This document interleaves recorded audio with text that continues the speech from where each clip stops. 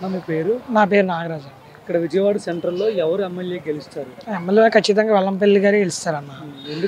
ఎందుకంటే మేము ఎప్పటి నుంచో చూస్తున్నాము ఆయన చేసే సేవలు కానీ, అక్కడ వంటైన వైపు ఎమ్మెల్యే కాబట్టి ప్రస్తుతం మా సెంట్రల్లో రావడం మా అదృష్టం చెప్పుకోవచ్చు. ఎందుకంటే అక్కడ అభివృద్ధి కానీ, రోడ్లు కానీ, సీసీ రోడ్లు వేయడం కానీ, భవానీపురంలో మంచి మంచి రోడ్లు వేయడం కానీ, వంటంలో కానీ అభివృద్ధి కానీ చాలా బాగా చేశారు. ఇప్పుడు మాకు సెంట్రల్లో వస్తే జగనన్న అభిమానం మీద ఇంకా ఎక్కువ సెంట్రల్లో అభివృద్ధి ఇంకా ఎక్కువ చేసుకోవచ్చు అని మేము అనుకుంటున్నాం. బలమైన ప్రత్యర్థిగా ఉన్నారు. ఎంత ప్రత్యర్థి అయినా కానీ జగన్ గారి ముందు ఎక్కువ ఓట్లతో గెలుస్తారు. అభిమానం మీద జనాలన్నీ ఆయన చేసే అభివృద్ధి పథకాలు ఆయన చేసే గురించి ఏం చెప్తారు చెప్పాలనుకుంటే? ఆయన కూడా ఎమ్మెల్యేగా కూడా ఉన్నారు, మినిస్టర్గా చేశారు. ఈ ప్రాంతం వాసి ఆయన కూడా. ఈ రోడ్డు చూడండి అన్న, ఈ రోడ్డు గత టీడీపీ పరిపాలన కూడా చాలా అభివృద్ధి జరగల. ఈ రోడ్డు ఎంత విశాలంగా ఇదివరకు ఎంత గతుకులుగా ఉండేది. ఈ వచ్చిన మన జగనన్న ప్రభుత్వం వచ్చిన తర్వాత ఈ రోడ్డు ఆ చివరి నుంచి ట్రాక్ రోడ్డు వరకు సుమారు 1/2 కిలోమీటర్ పైన దాకా రోడ్డు కూడా వేసారు. మొత్తం ఇది ఎక్కడేదని కాదు, ఫ్లైఓవర్లు కానీ మీరు చూసే ఉంటారు, రిటర్నింగ్ వాల్ కానీ, కృష్ణలంక, అంబేద్కర్ బొమ్మ పెట్టడం కానీ చాలా అలోబిజీ కూడా కంప్లీట్ అయిపోయింది. అది ఆల్మోస్ట్ అయిపోయింది, నడుస్తుంది కూడా. ఇదివరకు టీడీపీ హయాంలో ఇంకా అది నత్తనడుకున సాగుతూనే ఉంది. కానీ ఎన్ని పనులు చేసినా అవ్వట్లా. మన జగనన్న ప్రభుత్వం చేసరికి విజయవాడ ఒకదాని మీద ఒకటి అభివృద్ధి జరుగుతూ ఉంది. జగనన్న గెలుస్తారా మరి? ఖచ్చితంగా గెలుస్తారన్న. 175కి 175. మీ పేరు? నా పేరు కృష్ణ అన్న. ఇక్కడ విజయవాడ సెంట్రల్లో ఎవరు ఎమ్మెల్యే కాబోతున్నారు? పక్కా సంక్షేమ పథకాలతో జగన్ గారు సీఎం అవుతారు, వెల్లంపల్లి శ్రీనివాసరావు గారు ఎమ్మెల్యే గారు అవుతారు, కేసీఆర్ నాని ఎంపీగా అవుతారు.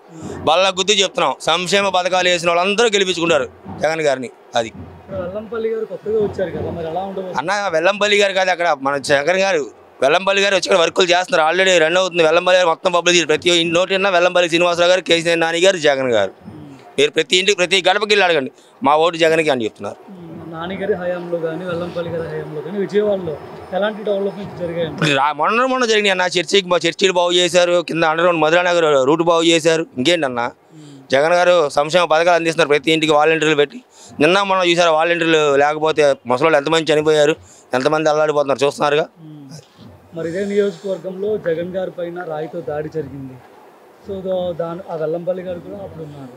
దీని గురించి టీడీపీ గొండాలు చేసిన పని అన్నది, మన కార్యకర్తలు ఎవరు చేసిన టీడీపీ గొండాలు చేయించిన పని. అది ఏం చేస్తాం, జగన్ గారి టైం అది, ఒక జగన్ గారి గెలుపు కోసమే అది అనుకోవడం. బోండా ఉమా కూడా దీన్ని వెనక్కున్నారన్న ఆరోపణలు కూడా చాలా వచ్చాయి కదా. ఉండొచ్చు, మనం చెప్పలేంగా. ఉంటుందన్న, కుట్ర చేయాలంటే అంతసేపు ఎవరైనా చేస్తారు. మొత్తానికి జగన్ గారికి ఎన్ని సీట్లు వస్తాయి గెలిస్తే? 120 సీట్లు వస్తాయి అన్న. 120 సీట్లు వస్తాయి జగన్ గారికి. గెలుస్తారు. ఆయన నియోజకవర్గానికి కొత్తగా వచ్చారు కదా, ఎలా ఉండబోతుంది? ప్రజలు ఆదరిస్తారు? బ్రహ్మాండంగా ఆదరిస్తారు. అది ఆయన్ని బట్టి కాకుండా జగన్ గారిని బట్టి వేస్తారు. ఆయన ప్రత్యర్థిగా బోండా ఉమా ఇక్కడ ఉన్నారు, ఎలా ఉండబోతుంది ఎన్నికలు? పోయినసారి ఓడిపోయారుగా, ఇప్పుడు కూడా ఓడిపోతారు.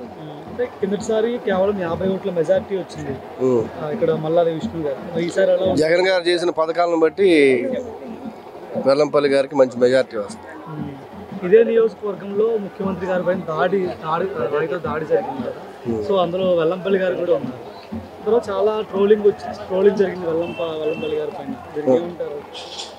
అది ఏంటనేది చెప్పలేము. అది కొద్దిగా కష్టమైన. కుడిగన్నుకి ప్లాస్టిక్ వేసుకుని రోజు ఎడమ గన్ను వేసుకున్నారు. ఇదంతా నాటకం, సీఎం గారు కూడా చేసిన నాటకం, ఓట్ల కోసం అని చెప్తున్నారు ప్రతిపక్షాలు. పబ్లిక్గా దెబ్బతగిలిన విషయం అందరికీ తెలుసు. అది నాటకం ఏం కాదు, బ్లడ్ కూడా కనపడుతుంది తగిలినప్పుడు. ఇక్కడ బోండా ఉమా ప్రత్యర్థిగా ఉన్నారు, ఆయన గురించి ఏం చెప్తారు? ఆయన గురించి చెప్పగలిగింది ఏం లేదు. అధికార పార్టీ ఏదైతే మళ్ళా అధికారంలోకి రాబోతుందో ఇక అంతే. ఇక ఆయన గురించి చెప్పేది ఏముంది? ఆయన ఎమ్మెల్యే ఏం కాదు కదా, ఆయన ఏం చేయలేదు కూడా, ఉన్నప్పుడు కూడా పెద్దగా ఏం చేయలేదు.